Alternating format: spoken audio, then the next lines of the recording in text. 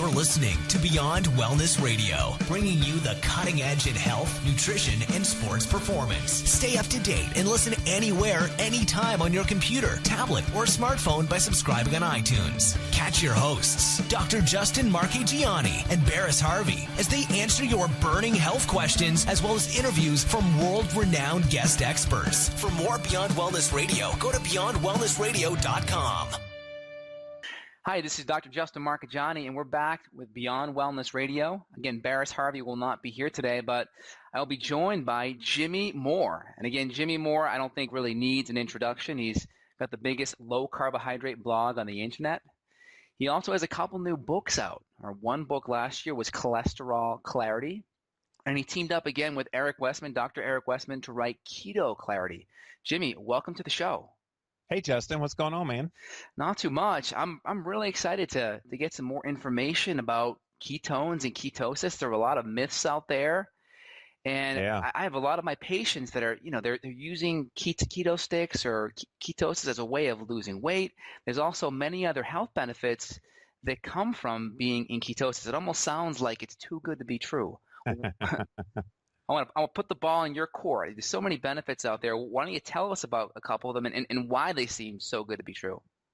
It's funny because people, they look for a miracle pill. They're looking for all the right health that comes in a pill.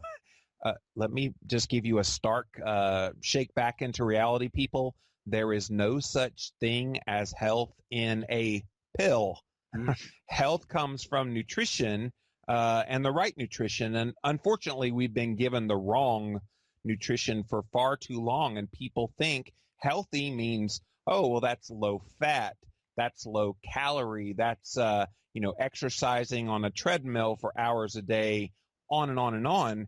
And yet what we're trying to communicate with Keto Clarity is, hey, there's a new way to look at things from kind of a low carb, high fat perspective. And the high fat's kind of a new concept for a lot of people. Justin, they'll be like, well, wait a minute, I understand low carb, but what's with this high fat thing? So when you cut carbs and you're trying to be ketogenic, which in a nutshell, basically ketogenic means you're trying to be a fat burner, not a sugar burner. 99% of the world's population right now is burning sugar for fuel.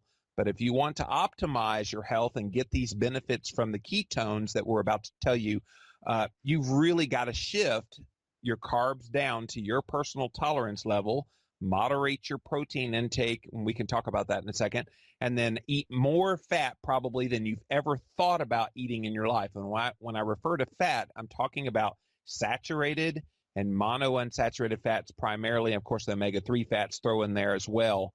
But we're not talking about vegetable oils. Don't drink the vegetable oils. I know that's what they tell you is the healthy oils, but they are not healthy. They cause inflammation, which we talked about in Cholesterol Clarity. But you asked about the health benefits that come from being in ketosis. And one of the biggest ones, and this is a big sign that your diet is the right one, is you have natural appetite control. You don't have hunger pangs 2 hours after having that oatmeal with margarine on top, with berries and a glass of orange juice for breakfast. Why are you hungry 2 hours later if that's a satiating, well, nutrient-dense meal for you? Why are you hungry? Hunger is one of the first signs you're missing something in your diet, either macro or micronutrient-wise. So that's a big one, Justin. The mental clarity that I get from having ketones, I mean, I can tell when I'm out of ketosis because I'll start getting that kind of brain fog where it's just kind of, you see those cartoons with the little lightning bolt and the cloud over their head. People, they walk around, that's how they feel. And yet it's almost like, the skies open up and the sun shines out, and ketones provide that. Why does that happen? Well, your brain, 25% of the fat in your body is in that brain. They call us a fat head for a reason. We are fat heads, and if you're not feeding it fat, which in turn turns to ketones, then you're not feeding it what it wants, and it will just scream at you, please feed me more fat. I often wonder sometimes these low-fat vegans that are out there that are very militant and have anger issues, and they're always, really mad at everything. I wonder, is it a lack of fat in their diet? And that's not a criticism of them. I'm honestly wondering, is their behavior because they're not consuming enough fats? That's a really good point. Yeah. So, I could go on and on. Stabilized blood sugar happens. Your insulin sensitivity is restored when you're in ketosis. Inflammation levels are down. All of these things contribute to optimized health, and that is what we're hopefully all striving for. That's great. I think there was a movie in the 80s or the 90s with Meryl Streep called Do No Harm, and weren't they talking about a ketogenic diet in that movie and helping to cure epilepsy? Yeah, we actually provide a link to it in the book itself in Keto Clarity. It's called First Do No Harm, and you can actually watch it for free on YouTube. So if you go to youtube.com, type in First Do No Harm Meryl Streep, you will be able to find that, and it's the whole movie. My wife Christine and I actually watched that a few months back. But yeah, it was all about probably what the ketogenic diet is most famous for. No, it's not Dr. Atkins' weight loss diet. It's actually most famous for being one of the longest running, well-studied ways to control epileptic seizures. And I'll tell you what, Justin, I thought I ate pretty hardcore ketogenic. This diet is pretty darn hardcore. I was looking at it in preparation for this book, and it's a 4-to-1 ratio of fat to the combined carbohydrate and protein. So the fat intake, for example, could be like 80% of the diet, and then the other 20% is the combined of protein and carbohydrate. So, Wow. These kids that have epilepsy, they're showing dramatic improvements eating this way. It's not a cure-all for everybody that has epilepsy, that has seizures, but it sure does work in a whole lot of people that definitely makes it worth giving it a go if you have a child, especially with epilepsy. And I mean, you sit there in that movie, it was funny when they started feeding the kid, who was a wonderful actor, by the way. He did not have epilepsy, but you would believe that he did with all the seizures, the way he dramatically interpreted those. It was awesome. But he had bacon and eggs, for breakfast with lots of fat on top. And it was like, hey, that's like my breakfast. Oh, wow. Now, imagine with these diets, from what I understand, back in the 20s, the Mayo Clinic was using ketogenic diets for epilepsy, and they were having, I think, an 80% cure rate, which is unreal. Yeah. And it's just like cream and eggs and full-fat meats like ribeye. What would the typical diet be like for these kids with epilepsy? Well, and let me be very clear. They actually have made the ketogenic diet, all capital letters. The is capitalized T, K, capitalized ketogenic, and diet, capitalized D. They differentiate that from like an Atkins, right, describing itself as ketogenic, because they want people to know this is therapeutic for seizure control. And even now there's researchers out there, Dr. Eric Kossoff, most famous, at Johns Hopkins University, who's using this, and they're calling it a modified Atkins diet. It's basically a much more ketogenic inducing diet, which we're going to talk about here in a second, why Atkins may not be ketogenic inducing. But what you want to do is produce those ketones. And so they measure off exact measurements of fat and exact measurements of carbohydrate and exact measurements of protein, because they don't want these kids to not get those therapeutic benefits. And, that's one thing we tried to do in Keto Clarity is say, okay, if you want to know what that right formula is for you, here's how you figure it out. There's no macronutrient ratio that's magical that's going to work for everybody. I could sit here and say, oh yeah, eat 80% of your diet as fat, 15% of your diet as protein, and 5% of your diet as a carbohydrate, and you'll magically be in ketosis. Right. Well, not everybody needs to do necessarily that ratio, and that doesn't even bring into the equation calories.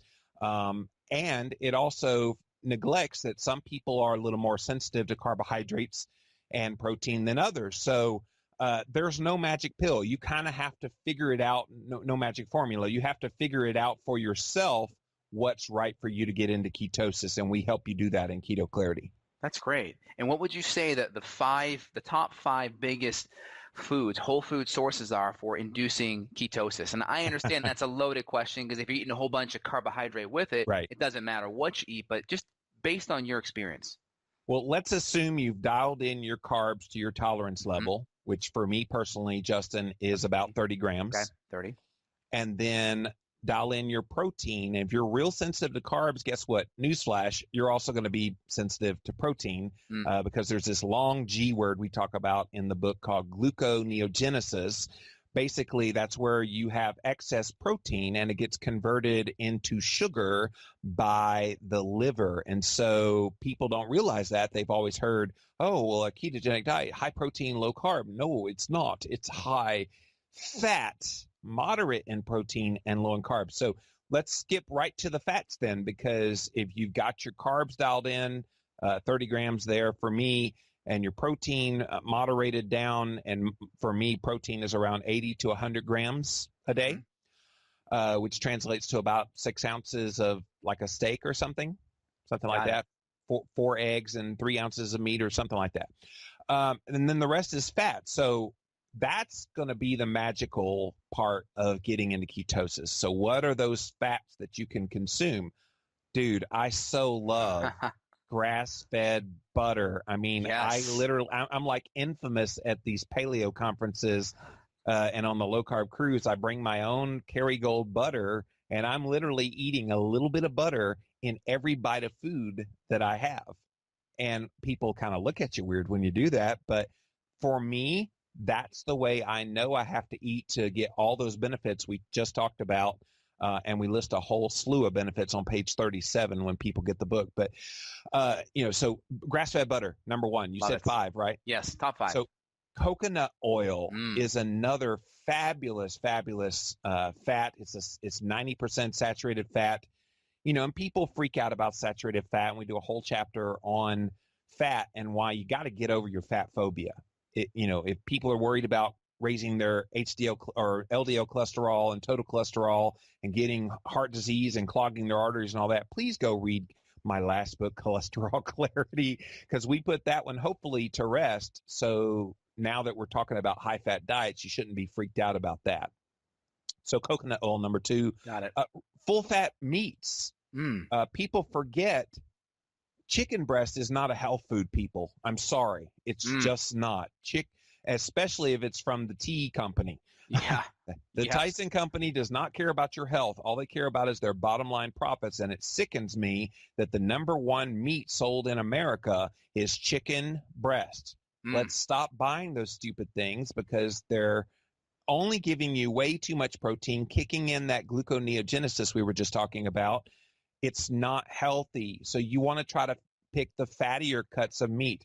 In fact, go to your butcher, or go to your local farm if you're going to, go get some meat, get a good grass-fed meat, but ask for the extra fat that comes with it because they usually trim it off. Yeah. Thinking people don't want that. They might even sell that to you at a dirt cheap price. Oh yeah. You want that fat. Absolutely.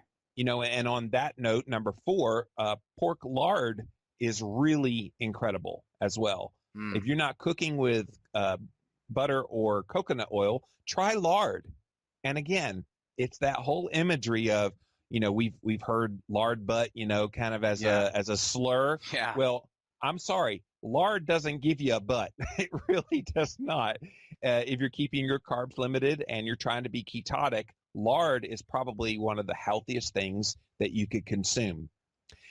Then if I had to do one more food to induce ketosis, the thing that helps me a lot, and it's only because I can tolerate it, is full-fat dairy. So things like cream and full-fat cheeses. Please stay away from American cheese that is not cheese. I don't care how low in carbs it is. It's not cheese. Neither is Velveeta. Please stay away from that plastic crap. Yeah, absolutely. And get real whole food cheese, real raw sources of dairy if you can. I know here in South Carolina where I live, you can get raw dairy and it's legal here in this state. I think it's 10 states that it's legal in still. find the best quality sources of, full fat Greek yogurt is really amazing. So anything that's going to have I turn to the nutritional label on the back, Justin, and I look first at the fat. I want to see, is it like big time double digit fat? Okay, good. Then I immediately go down to the protein. And if the protein is like half the number of the fat, okay, that's not too bad. I'd prefer it to be like a fourth of the fat. And that's optimal. And then, of course, carbohydrates in whatever that product is need to be pretty darn low as well. So that's my 5, and I'm sticking to them. I love it. I got a couple follow-ups right off of that. So what are your takes? You mentioned, I think you mentioned grass-fed meat, correct? I did. Do you have any favorite steaks like Delmonico, ribeyes, New York? Do you have any steak faves in there? Yeah, the kind that doesn't go moo anymore. I don't really care. Really any of them that have a nice marble. I'm a sucker for a really good filet mignon when it's done well. Yeah. And then on top, instead of steak sauce, people like, well, what do you eat with your steak if you don't have sugar? Because A1 has sugar in it. Well, guess what?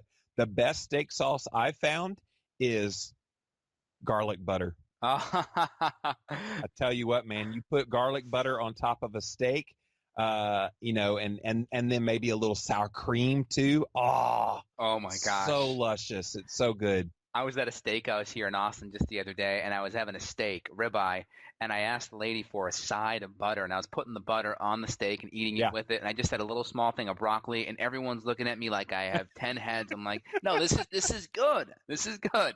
I tell a story when I go out to eat. I tell a story in Keto Clarity. When I go out to eat, I look at the server and I say, do you have real butter? So once I ascertain that they have real butter, which you have to know what that means, and I say, okay, bring me more butter than you've ever brought any human being in your life.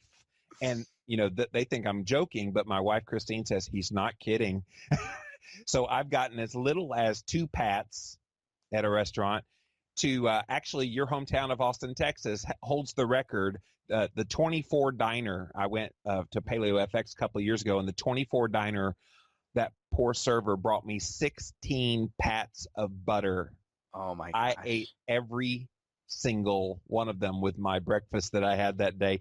I could see them over there in the corner. They were like all huddled up looking at, he just ate number 8. He just ate the 8th one. And it was like a sport watching me eat butter. But yeah, it looks weird, but I know that's what I need to do to get all those benefits that come from nutritional ketosis. Now, does everybody need to eat that much butter? Probably not. Right. I just know for me, if I eat that way, and that was the only meal I had all day that day, I was able to go through the whole conference at Paleo FX and not be hungry and fully engaged, fully energetic, all this stuff. Didn't feel like that oatmeal and orange juice story I gave earlier that I had to eat 2 hours later. That's what I know it takes to keep me satiated, and it's the ketones that do that. And again, I imagine you put out there one caveat would be you don't want to have a lot of sugar if you're going to be eating all that fat. We want to make sure it's fat without all the extra carbs. Yeah, dial in your carb tolerance level, and it's definitely not going to include sugar. That's great points there. I know Gary Taubes has mentioned this. I think a couple other low-carb docs have mentioned this too, that dairy with some people can be insulin producing. What are your thoughts on that as some people being dairy sensitive and creating more of an insulinogenic response? Yeah, I believe it can happen. My own wife, Christine, actually has had to give up a lot of the dairy she used to eat because I get away with a lot of dairy. Yeah. I can consume it, and it doesn't seem to be problematic for me in terms of fasting insulin levels. But for her fasting insulin levels started getting up there a little bit, and we couldn't figure it out because she was in ketosis and she was, eating low carb and doing all the things that she needs to do, and yet she still was seeing these fasting insulin levels go up. So we've switched over from putting like heavy cream in her latte in the morning to now using coconut milk in her latte. So you make little changes here and there, and you just got to kind of figure that out for yourself. Again, it's part of that testing process. Try no dairy and see how you feel, and then maybe introduce it back in. Some of these elimination diets are really good. The Whole30 from Dallas and Melissa Hartwig. Yeah. It's really fabulous. It starts with food. Their overwhelming New York Times bestselling book check that out because it really does help you identify what it is you are sensitive to. So figure that out. Maybe dairy is good for you, but maybe it's not. So, that's kind of the difference between paleo and primal. Paleo is no dairy. Primal is kind of, the high fat dairy. I label what I do kind of a primaleo ketogenic. I love it. That's great. So what's your take on Bulletproof Coffee? Have you tried adding butter and MCT oil to your coffee as a way of inducing more ketones in the bloodstream? I have interviewed the man himself, doctor. He would kill me if I called him doctor. But Dave Asprey from the Bulletproof Executive, who came up with that. And I remember when I interviewed him for the first time, I told him, I said, dude, I hate coffee. It's the most disgusting thing in the world to me. And he's like, oh, but you'll love my coffee. So he sends me some of his coffee, and I go buy this, fancy coffee machine. I do the blender and all the stuff with the MCT oil and all that. And I drink it and I spit it out because it's the most disgusting thing. So I'm the wrong person to ask about Bulletproof Coffee because I hate coffee in general. That said, anybody that wants to get more fat into their diet that does like coffee, definitely I can see Bulletproof Coffee being a great way to do that. Now, I know there's been some criticisms about Bulletproof Coffee.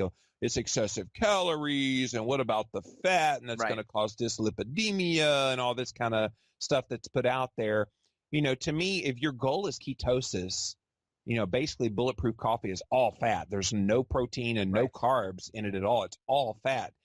What's the harm in kind of getting ketosis jump-started in the morning with a cup of Joe that has a lot of fat in it? I see no downside if you like coffee. Again, that caveat. Yeah. I don't. I would just much rather just eat the butter straight up. I love it. The stick of butter, just take it and just gnaw on it. I love it. Yeah, I personally see coffee and vegetables as basically put on this earth to be conduits for the butter. To be conduits of the butter, to get it down. I just love it. It just gets it in there. That's right. Very cool. And what I'm really waiting for a blood sugar meter that tests ketones and insulin together. You're living in my dream world because that is what I'm looking for. I think what's going to happen, Justin, we'll see it in a medical device attached to a smartphone eventually. I think someday that's where it's going to move. I don't think there'll be a device per se that would do all that. But trust me, I, as a quantified selfer N=1er, I would love to have a fasting insulin test at home, a ketone, blood sugar, all in one with the same blood drop. That would be awesome. Oh, that'd be amazing. Because I see so many people with okay blood sugar, but again, we look at their insulin levels on a glucose tolerance. Their insulin's so high to get their blood sugar down there to that safe level. So if you didn't have the insulin there, they would fall under the radar. So many people, I feel like, without the insulin, they can escape underneath the radar. Yeah, indeed. And thank you for bringing that up because I think people think, well, my blood sugar's normal according to what my doctor said. Anything under 100 is normal, but 99 blood sugar, but your fasting insulin is, say, 14. Yeah. That's not real good. You need to kind of figure out why is the fasting insulin so high, and you wouldn't know that unless you test it. I love it. And how important is having the right insulin level to being in ketosis? How important is that? I often put out there that blood sugar that's elevated is the quickest way to kill your ketones. And the same goes for insulin. Insulin levels that are up means ketone levels will be down. You really have to control the blood sugar and the insulin, which incidentally, Justin, it just so happens that when you put your body into a ketogenic state, guess what happens to blood sugar and guess what happens to insulin levels? They all normalize. Yeah, they go down. They normalize. That's right. And even better than normalize, because when your ketone levels go up, something interesting happens to your blood sugar levels. I'm not sure what happens to the insulin, but blood sugar levels will be correlated going down the higher your blood ketone levels go up. So one time I had the highest reading I ever got on the blood ketone meter, 6.7 millimolar, which is really high. But at the same time, my blood sugar level was 62, and I was completely cognizant. There was no signs of like hypoglycemia, but people would see a 62 blood sugar. I've even been in the 50s before, completely aware.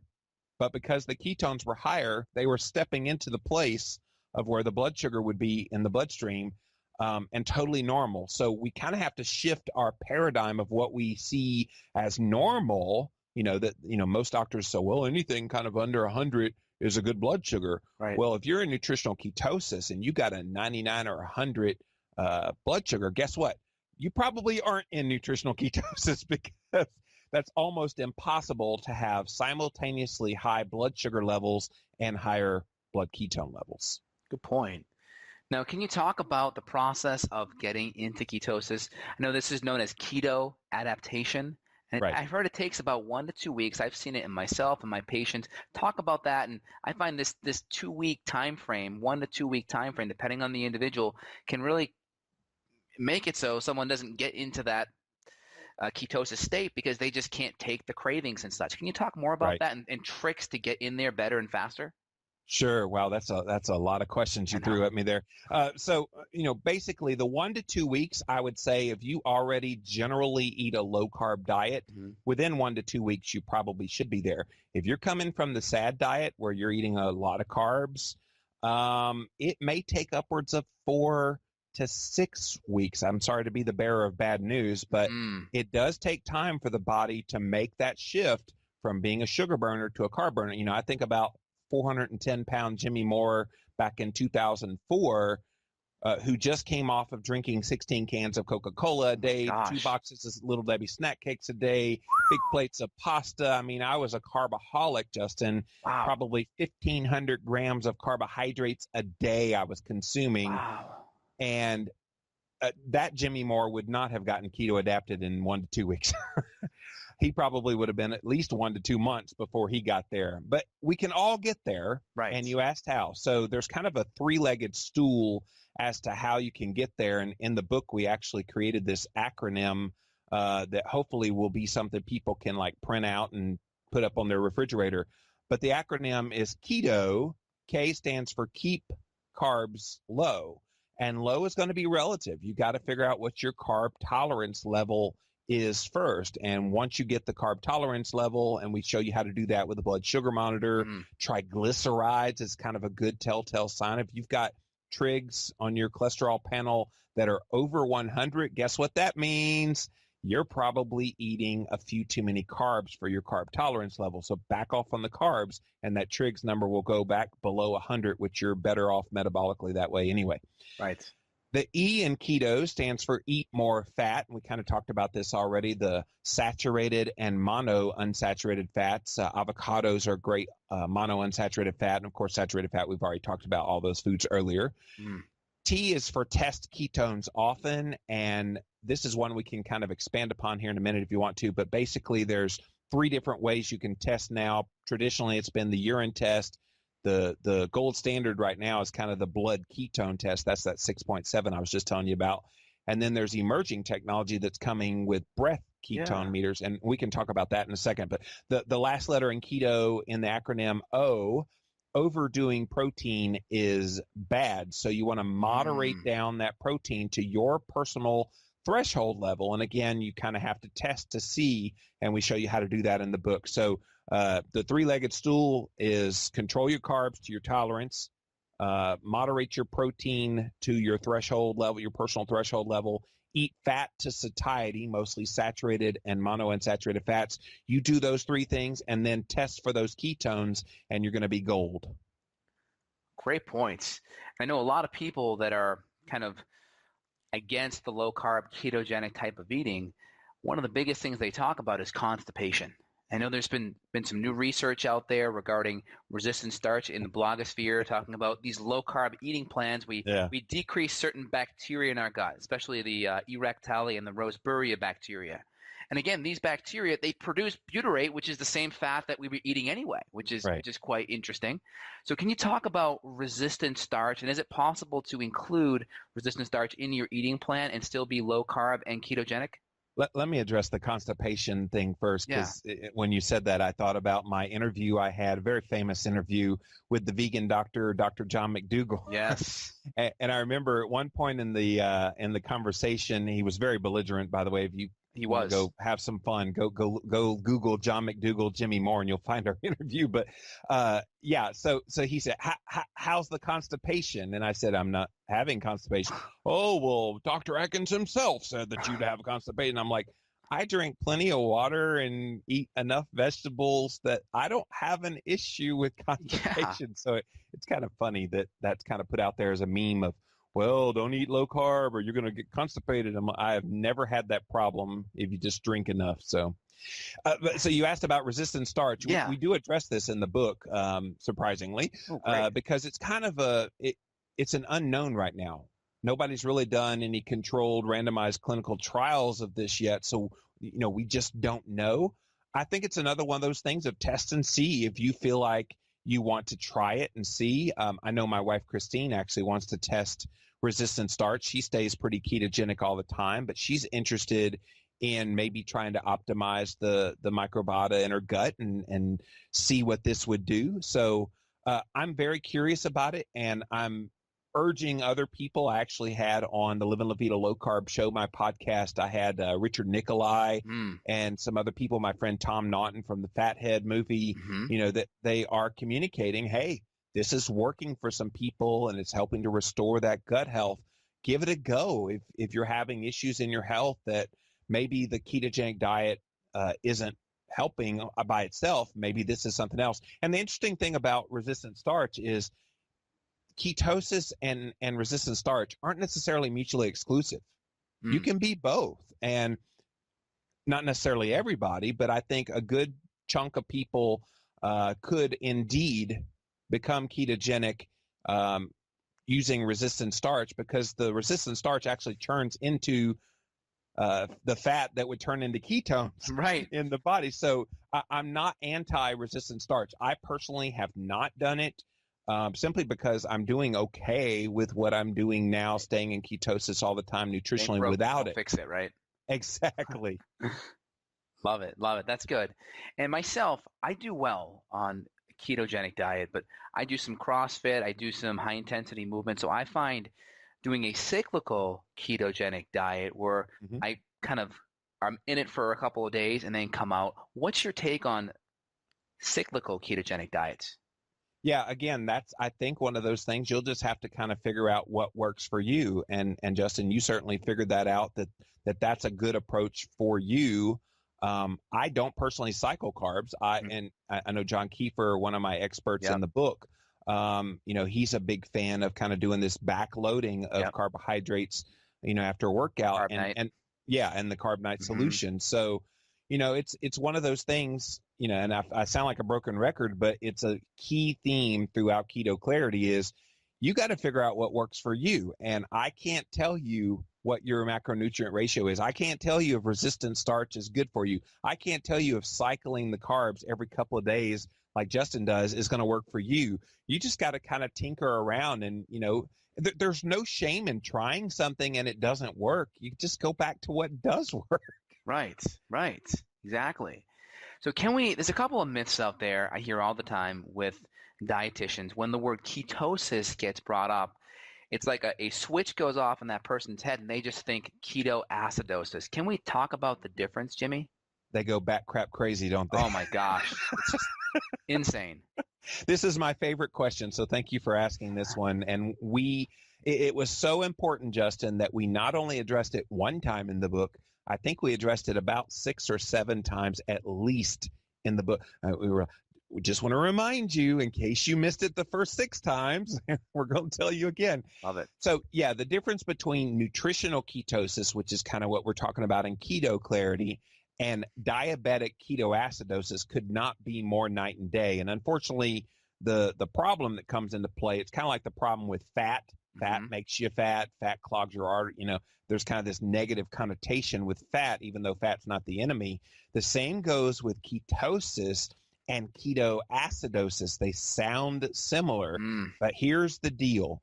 Diabetic ketoacidosis can only happen in people with type 1 diabetes or those type 2 diabetics that are truly insulin dependent. They've lost all beta cell function, can't make insulin at all. If you live on this planet and you can at least make a little bit of insulin, it is impossible for you to have diabetic ketoacidosis. I can't emphasize that enough. People that have some insulin ability, there's no way you could get diabetic ketoacidosis. But it doesn't happen as a result of consuming a low-carb, high-fat diet. Diabetic ketoacidosis happens from eating too many carbs and not putting insulin in your body to handle those carbs. Right. So your blood sugar in that type 1 diabetic and the insulin-dependent type 2 diabetics, your blood sugar goes up and up and up in excess of 240, and the body in that person then starts kind of freaking out, and it's like, oh, well, we need energy. We don't have any energy, even though there's plenty of energy with the blood sugar. Right. We need energy. So it starts creating ketone bodies at the same time that blood sugar is going up. So diabetic ketoacidosis is, the hallmark of it is very high blood sugar in excess of 240, very extremely high levels of blood ketones. Now, I told you the highest I've ever gotten is 6.7, right? Mm-hmm. I did that one time. It's usually way down like 2 or 3 at the very highest now. What we're talking about with diabetic ketoacidosis is closer to 20 millimolar. So even at my highest, I was still about a third, less than a third of what would be considered diabetic ketoacidosis levels of ketones. But remember, my blood sugar at that time was 62. Diabetic ketoacidosis is well in excess of 240.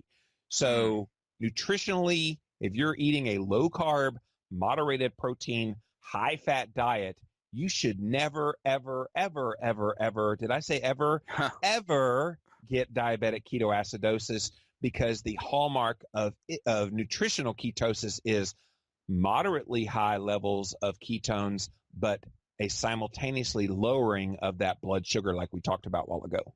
And I like how you're putting that meme out there, nutritional ketosis, because that needs to be there, because we can go into ketosis through starvation, right?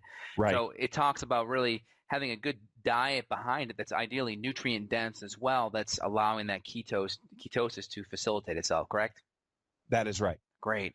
And then regarding the ketones, you mentioned the 6.0, the molar type of standard deviation there. If we're talking about a keto sticks that I think are milligrams per deciliters, what number would you see on there to indicate ketoacidosis? You know, I'm not sure, because that's kind of what their purpose is or was when they first came out. I would think it would be anything that would be on that darker purple end. I don't have the number, but I think it'd be like well in excess of that 160 that's on the urine ketone sticks. You kind of threw me for a loop there when you threw the ketoacidosis in there. Got it. And we haven't talked about the different tests. Would you like to cover the various ways of testing for nutritional ketosis? Would love to. That's a great segue. Yeah. So there are 3 different types of ketone bodies in the body. And the one that everybody knows about is the one that you just talked about, and that's acetoacetate. That's the ketone body that's in the urine. And so you usually pee on the stick that you were just talking about, and you get anywhere from, it starts at beige with no ketones, from pink to purple, and even darker than that. And people get all excited when it turns really dark. Ooh, I'm in deep ketosis. Right. You know, and if you're just starting off, those are probably okay. You know, you can buy a bottle of 15 of those or 50 of those for like $15 at your drugstore. So really kind of a good way early on to kind of reassure yourself that, okay, I'm on the right track. I'm at least spilling ketones into my urine. Right. But the problem that comes into play, Justin, is once you become keto adapted. So after that 1 to 2 week period for the people that already probably eat pretty low carb, or that 4 to 6 week period, or maybe 4 to 6 months for that Jimmy Moore who was eating 1,500 grams of carbs, period of adaptation, you might lose your urine ketones. Now, does that mean you've done something wrong? No, it means you've done something very right. But unfortunately, people that are peeing on the urine sticks are saying, what the heck? I'm eating low carb. I'm feeling great. I feel like I'm in ketosis, but I'm not showing any on the acetoacetate measuring sticks anymore. What's going on? Well, here's what's going on. The acetoacetate becomes converted into beta hydroxybutyrate, which is the active ketone in the blood. So that's why measuring for blood ketones is probably going to be the best way to know where you stand in nutritional ketosis. So the blood ketone meters, there's 2 of them out there. There's one called Novamax Plus. It's okay, but there's some discrepancies when you're in the lower levels of ketosis. It just gives you a low. It doesn't really give you an actual number. So that doesn't help people.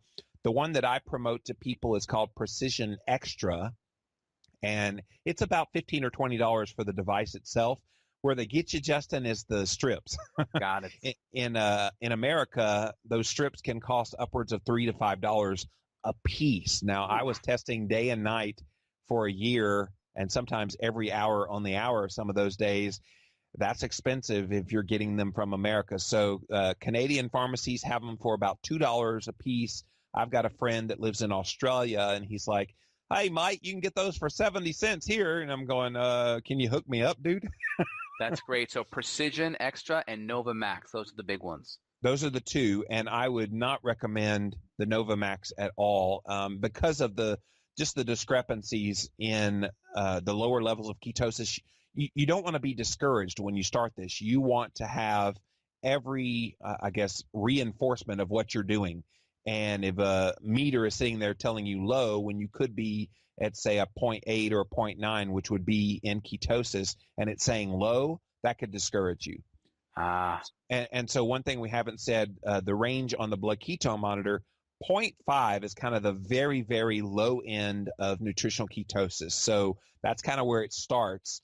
And then the benefits, according to Jeff Volek and Steve Finney, 2 great researchers in this realm, go all the way to 3.0 millimolar. And once you hit 3.0 on the blood ketone meter, there's really no added benefit to being higher than that.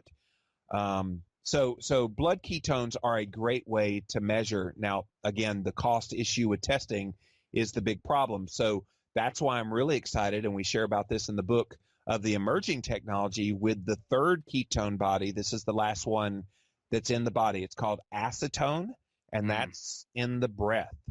And some people are like, well, if acetoacetate disappears in the urine, doesn't acetone disappear in the breath once you become keto adapted?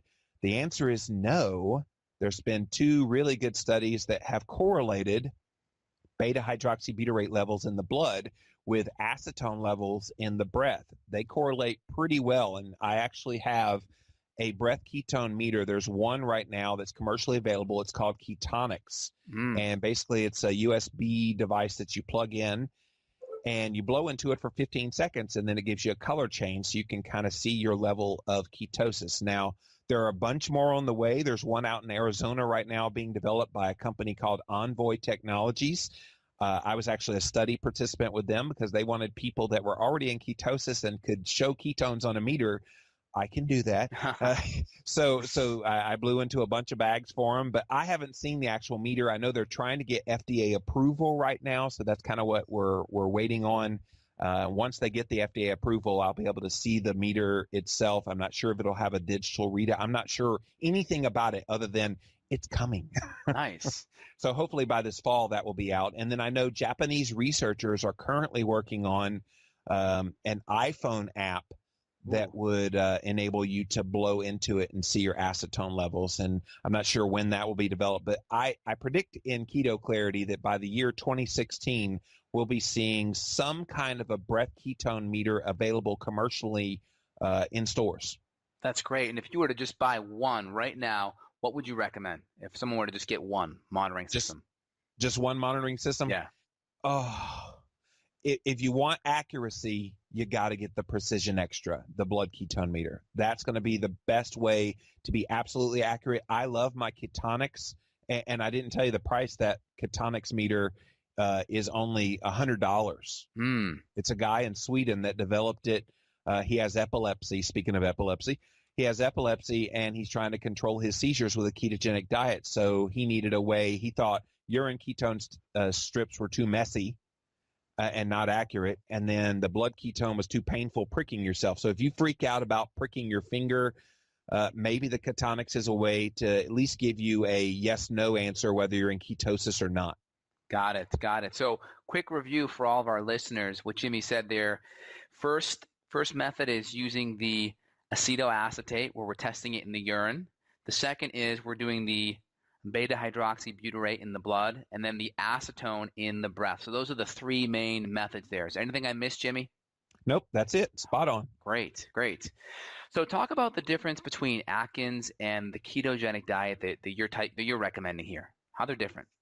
Yeah, so I'm most famous for being a big success story on the Atkins diet back in 2004, lost 180 pounds on it. I love Dr. Atkins. I think what he did for nutrition is still underappreciated in the world today. I think he's going to get a posthumous Nobel Prize one of these days. At least he should. Hope so. Because he put on the map this idea of limiting carbohydrates and eating more fat.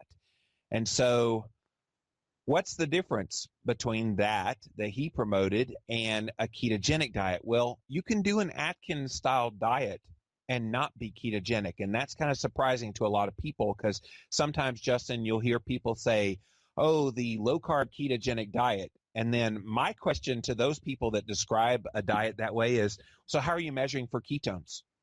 And they're like, what do you mean? Low carb is ketogenic. I'm like, no, it's not. Low carb is one aspect of what it takes to get into ketosis, but it's not the only aspect, as we've been talking about moderating the protein and eating more fat. You really have to be skilled at kind of using the technologies we were just talking about to really know if you're in ketosis or not. So the problem with the Atkins diet is it's not necessarily ketogenic.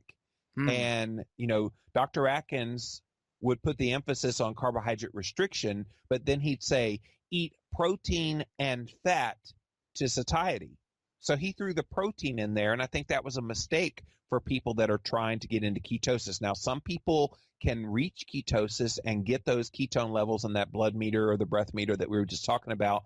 They can get it eating an Atkins diet, but it's because their tolerance level for the protein and the threshold in the protein is probably higher. But if you've got that real sensitivity to carbs and protein like I do, right? Maybe Atkins isn't enough and you need to go full out ketogenic.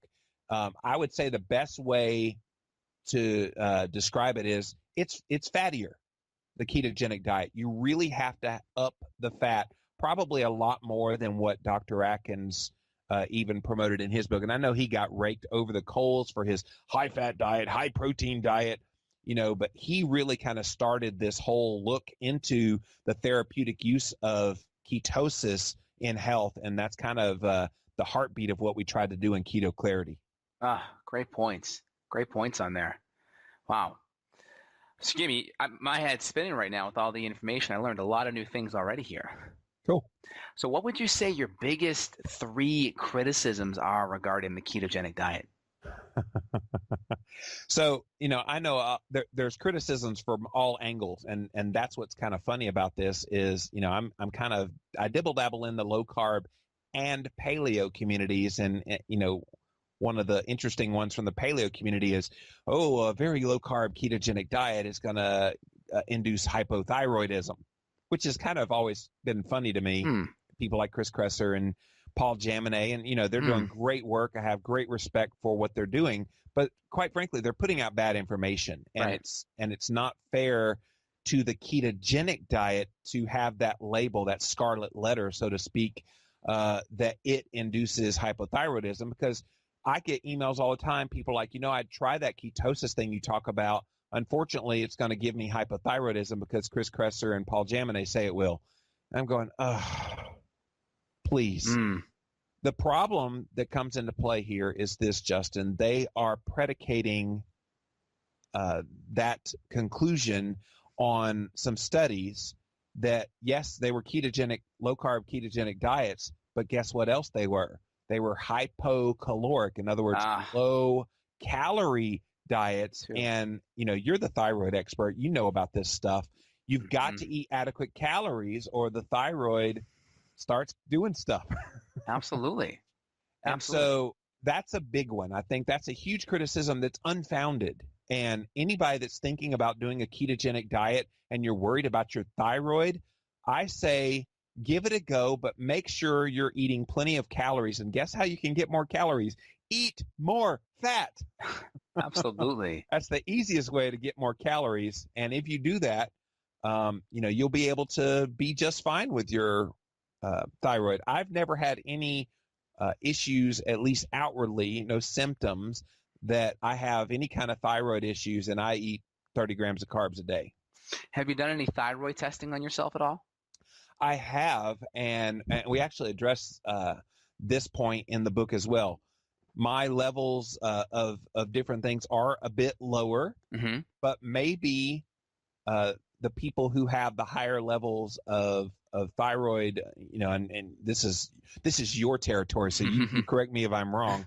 Higher levels of various thyroid things on their panel, perhaps those are the ones that are high, and the people that are on a ketogenic diet are the normal ones. Interesting points there. And I know that the amount of carbs that you'll need to be in ketosis will vary depending on your activity level. I've heard Ben Greenfield talk about having up to 200 carbs a day, and he's doing Ironman type of activities and still being in ketosis. So can you talk about where too much exercise, ketosis may not be the best thing, but also some people may need more carbs and still be able to stay in ketosis while exercising more? Can you touch upon those issues? Yeah, rock on Ben Greenfield. He was one of my experts in keto clarity, and he's exactly right. When you're able to use those strategically in competition and in exercise performance, and you're able to still burn fat for fuel, eating that many carbs, he's a well-oiled machine when it comes to this. So again, it goes back to the individual. You've got to figure out if that works for you and what your goal is. And if your goal is exercise performance, and if in your training you're able to be fat adapted and keto adapted, and then on, race day, up the carbs a bit, and you're able to do well and be fully fat adapted, go for it. There's definitely nothing wrong with that. And it's going to be a tinkering around process. There's no, perfect formula for this is what everybody should do for, whatever the activity is. You just got to figure it out. And it's going to differ from person to person. That's great. I want to wrap up here with one last question so people can get a sense of what a day in the life of Jimmy Moore is like. Can you walk us through what you would eat on a typical day, breakfast, lunch, dinner? Yeah, the unfortunate thing is there's no such thing as a typical day because, we live in a society where we eat breakfast, snack, lunch, snack, dinner, snack, midnight snack. We're like grazing all day long. I haven't eaten that way in years. I don't even remember the last time that I had more than a couple of meals in one day. Typically, it's 1 to 2 meals a day. And we often hear breakfast is the most important meal of the day. I could not agree more, except I don't agree it has to be in the morning. Because look at the word breakfast. What does it mean? Break the fast, right? Yes. So if you're fasting overnight, which everybody is when they're sleeping, unless you're sleep eating somehow, you're going to wake up in the morning. And if you're not hungry, why do you eat? Why would you eat if you're not hungry in the morning? So break the fast when you get hungry. And that could be 1 o'clock in the afternoon. And so breakfast is the most important meal of the day, but it's only when you break that fast, and that could be midday. So I probably could eat somewhere around midday at like 1 or 2 o'clock. And, I can have eggs cooked in butter. I like to throw some sour cream on top of that with some cheese and whole avocado on the side, maybe some bacon or yes, it's very fatty. Bacon or sausage. And then sometimes I'll even get some more butter and take a little bite of butter with each bite of food. And then that meal will hold me upwards of 12, 16, sometimes as much as the 24 hours till the next day. So that's an example of something I would have in a typical day. That's great. And what's your favorite ketogenic dessert? It won't throw you out. The ketogenic dessert that won't throw me out of ketosis doesn't exist. Because for me, I'm so sensitive to carbohydrates that I have to be extremely careful. I guess if I had to choose a quote unquote dessert, it would be, dark chocolate and cream cheese. That sounds great. 85% dark chocolate, and put some cream cheese on it. Give a little more fat. Dark chocolate actually is really, really high in fat. If you ever look at like true dark chocolate, and I'm not talking Hershey's Special, you people. That's not dark chocolate. I get there's a brand I like. It's called Taza brand. It's a really nice. They put little cacao nibs in the chocolate. It's so good, but it gives you that chocolatey flavor, really rich, deep chocolatey flavor. And then you add the extra cream cheese, so it gives a little bit of a creaminess, almost like a pie consistency. So that's, I guess, a ketogenic dessert. But try to stay away from sweet things, especially if you still have the carb cravings and you're not able to control your blood sugar that well yet. Let's get that under control first before you start worrying about low-carb ketogenic desserts. That makes a lot of sense. Excellent. Well, his name is Jimmy Moore. He has a new book coming out next week, August 5th, called Keto Clarity. Jimmy, can you tell us more where my listeners can find out more information about you and all of your podcasts and blogs and such? Sure, and thank you for having me on your show. Yeah, it's actually going to be in hardback, Kindle ebook, and the Audible audiobook. When I did Cholesterol Clarity last year, Justin, people were like, "Where's the audiobook?" And I'm like, what do you mean an audiobook? They're like, "You've got to have an audiobook." I'm like, "Okay." And then they're like, "You've got to read it." And I went, "What? I've never done that before." So being a podcaster that people know my voice, I've done well over 1,000 episodes of my podcasts combined. I guess people wanted to hear my voice. So we did do Keto Clarity and audiobook as well. So all three of those will be available. Ketoclarity.com is the website if you want to learn more information about it. We'll have sample chapters and things like that on there. How do you find me? You can go to livinlavidalowcarb.com. And if that's too much to remember, you can just type in Jimmy Moore in a Google search. And I think I'm the whole first page. Everything on that first page is all my stuff. That's great. Awesome. Thank you so much, Jimmy. Thank you, sir. And we actually address this point in the book as well.